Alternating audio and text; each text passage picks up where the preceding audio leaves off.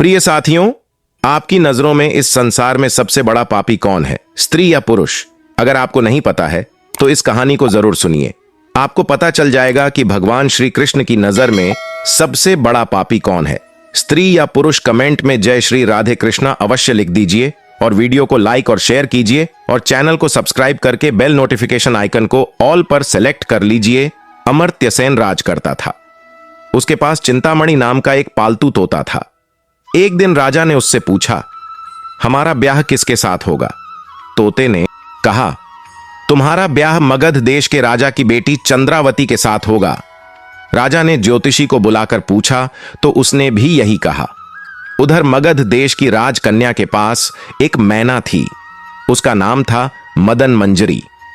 एक दिन राजकन्या ने उससे पूछा कि मेरा विवाह किसके साथ होगा, तो उसने कह दिया कि भोगवती नगर के राजा अमर्त्य सेन के साथ। दैव योग से कुछ समय बाद दोनों को विवाह हो गया। रानी के साथ उसकी मैना भी आ गई। राजा रानी ने तोता मैना का ब्याह करके उन्हें अपने शयन कक्ष में ही रख लिया। एक दिन की बात है, तोता मैना में बहस हो गई। मैना ने कहा, पुरुष बड़ा पापी, विश्वासघाती और अधर्मी होता है। तोते ने कहा, स्त्री झूठी, लालची और हत्यारी होती है। दोनों का झगड़ा बढ़ गया तो राजा ने उनसे कहा, क्या बात है, तुम आपस में लड़ते क्यों हो? मैना ने कहा, महाराज, पुरुष बड़े बुरे होते हैं। इसके बाद मैना ने एक कहानी सुनाई। इलापुर नगर में महाधन नाम का एक सेठ रहा करता था। विवाह के बहुत दिनों के बाद उसके घर एक लड़का पैदा हुआ। सेठ ने उसका बड़ी अच्छी तरह से लालन पालन किया, पर लड़का बड़ा होकर जुआ खेलने लगा। इस बीच सेठ मर गया। लड़के ने अपना सारा धन जुए में खो दिया। जब पास में कुछ न बचा तो वह नगर छोड़कर चंद्रपुरी नामक नगरी में जा पहुंचा। वहां हेमगुप्त नाम का साहूकार रहता था। उसके पास जाकर उसने अपने पिता का परिचय दिया और कहा कि मैं जहाज लेकर सौदागरी करने गया था, माल बेचा, धन कमाया, लेकिन लौटते में समुद्र में ऐसा तूफान आया कि जहाज डूब गया और मैं जैसे तैसे बचकर यहां आ गया। उस सेठ के एक लड़की थी, रत्नावती। सेठ को बड़ी खुशी हुई कि घर बैठे इतना अच्छा लड़का मिल गया। उसने उस लड़के को अपने घर में रख लिया और कुछ दिन बाद उसने उससे अपनी लड़की का विवाह कर दिया। दोनों वहीं रहने लगे। अंत में एक दिन वहां से विदा हुए। सेठ ने बहुत सा धन दिया और एक दासी को उनके साथ भेज दिया। रास्ते में एक जंगल पड़ता था। वहां आकर लड़के ने स्त्री से कहा, यहां बहुत डर है, तुम अपने गहने उतार कर मेरी कमर में बांध दो। लड़की ने ऐसा ही किया।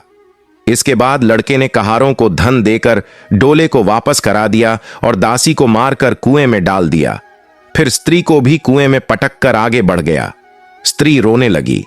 एक मुसाफिर उधर जा रहा था। जंगल में रोने की आवाज सुनकर वह वहां आया, उसे कुएं से निकालकर उसके घर पहुंचा दिया।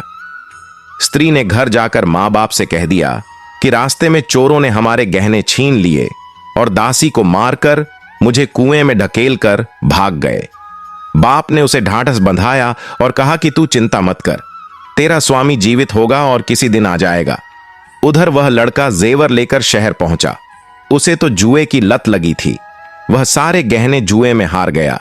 उसकी बुरी हालत हुई तो वह यह बहाना बनाकर कि उसके लड़का हुआ है, फिर अपनी ससुराल चला।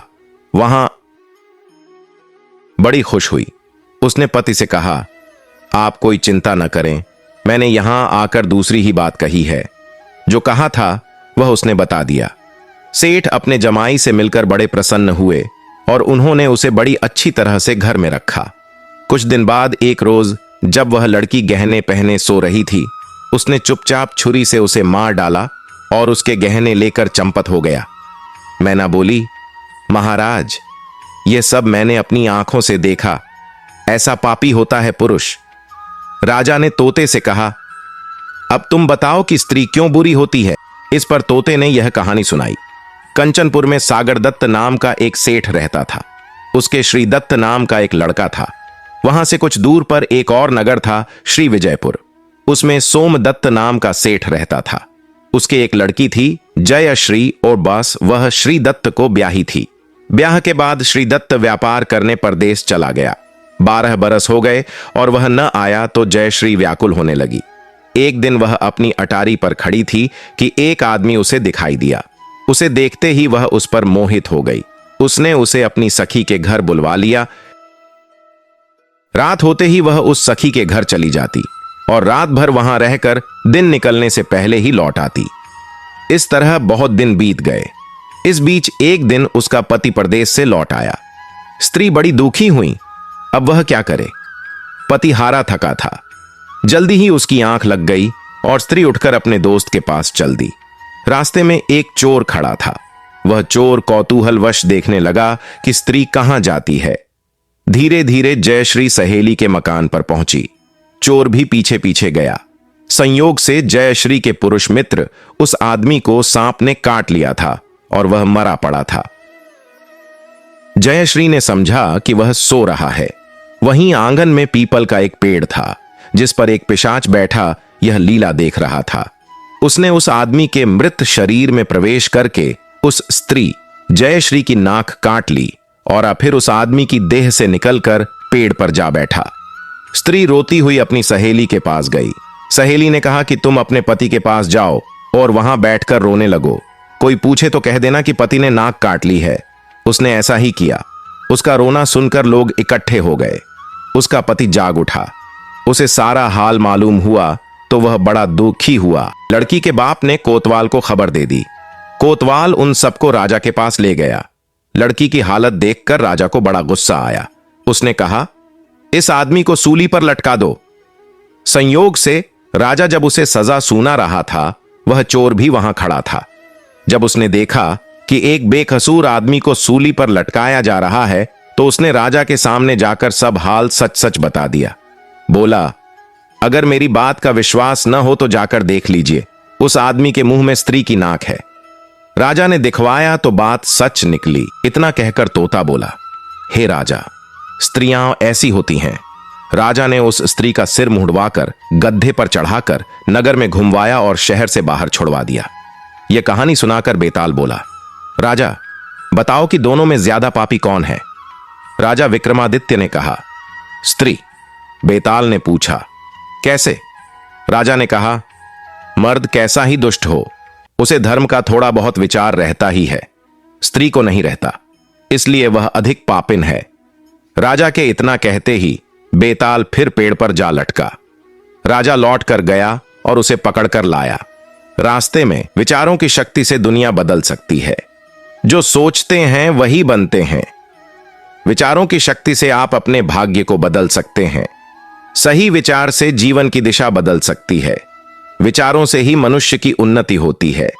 विचारों की शक्ति से कठिनाइयों को पार किया जा सकता है। आपके विचारों में ही आपकी असली शक्ति छुपी है। विचारों की शक्ति से आपकी मानसिकता बनती है। विचारों की शक्ति से ही आपका दृष्टिकोण बदलता है। सकारात्मक सोच से ही जीवन में सुख मिलता है। विचारों से आपकी सोच और समझ का निर्माण होता है।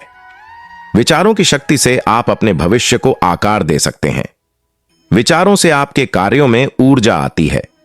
विचारों की शक्ति से व्यक्ति अपनी पहचान बनाता है। विचारों से ही आपके लक्ष्यों की दिशा निर्धारित होती है। सकारात्मक विचारों से ही आप अपने सपनों को पूरा कर सकते हैं। विचारों की शक्ति से ही व्यक्ति की सोच और चरित्र का निर्माण होता है। अहंकार से व्यक्ति अपनी महानता खो देता है। विनम्रता से व्यक्ति की आत्मा प्रकाश में आती है।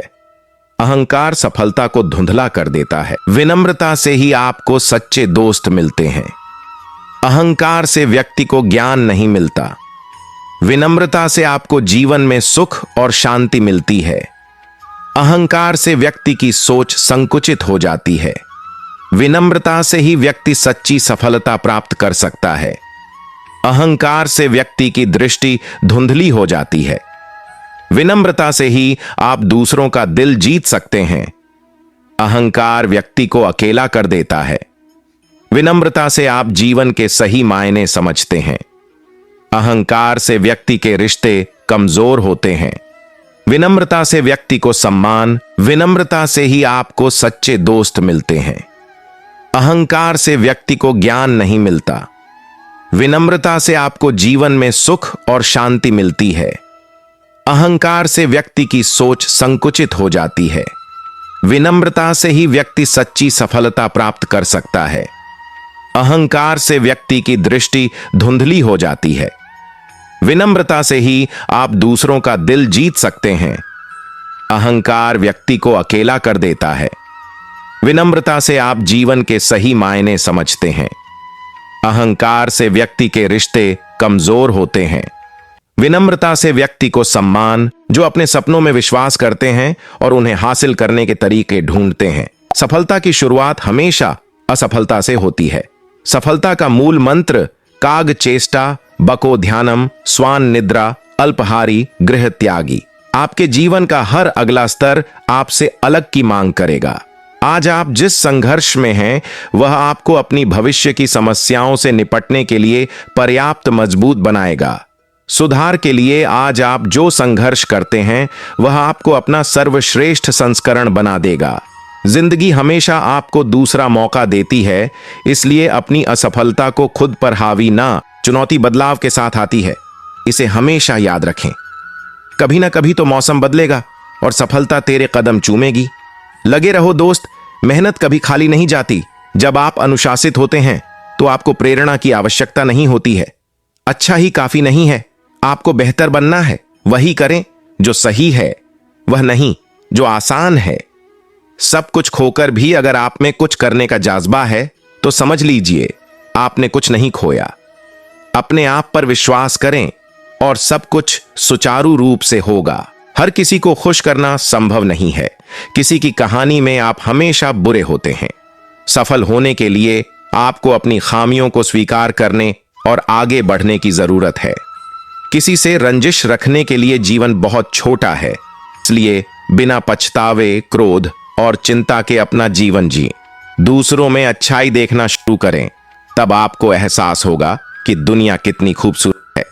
तो दोस्तों, अपने इस वीडियो से कुछ भी सीखा हो तो कमेंट में जय श्री राधे कृष्णा अवश्य लिख दीजिए और वीडियो को लाइक और शेयर कीजिए और चैनल को सब्सक्राइब करके बेल नोटिफिकेशन आइकन को ऑल पर सेलेक्ट कर लीजिए। मिलते हैं अगले वीडियो में, तब तक के लिए अपना ख्याल रखिएगा। भगवान श्री कृष्ण आपको हमेशा प्रसन्न रखें। धन्यवाद। जय श्री राधे कृष्णा।